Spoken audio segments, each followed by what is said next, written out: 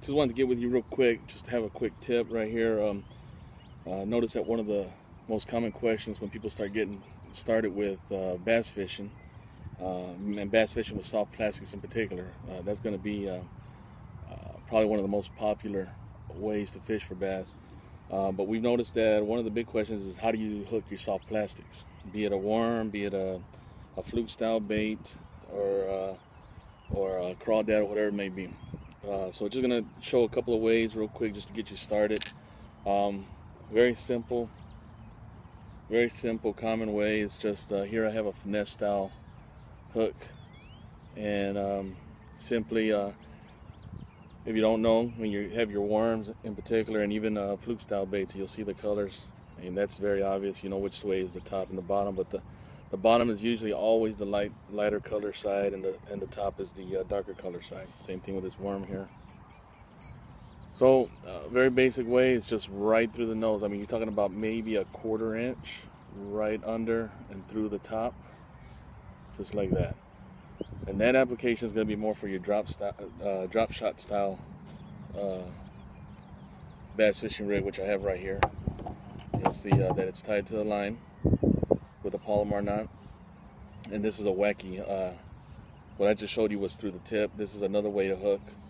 This is called a Wacky Rig, where you go right through the middle. What happens is, it in the water, it just gives that motion. That's a real good way to catch bass too. But that first one right through the tip of the nose, Wacky Rig style, is for your drop shot. Down at the bottom we have a weight, drop shot weight.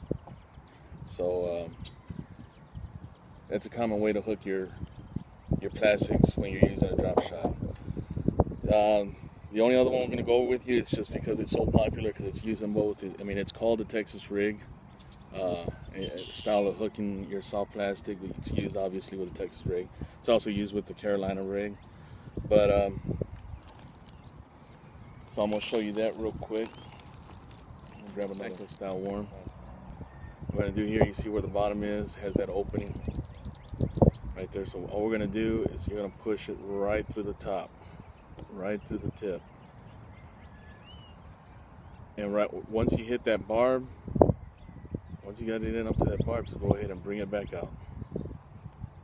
Right, bring that eye all the way through, and you can bury it right in there, and that's what you have. Now what you're going to do is you want to mark where that bend is in that hook. I'm going to do it with my thumb here on this side, and then you're going to bend this hook. When you mark it, you're going to bend this hook to where it goes right where you marked it, because that's going to be that natural curve of that hook, and it's going to come right through. So you want to mark it. So I'm going to mark it with my thumb back here, and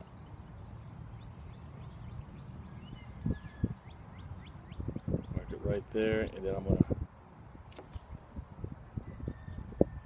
It's important to keep it straight. You want that hook to be straight through and come out the top, just like that.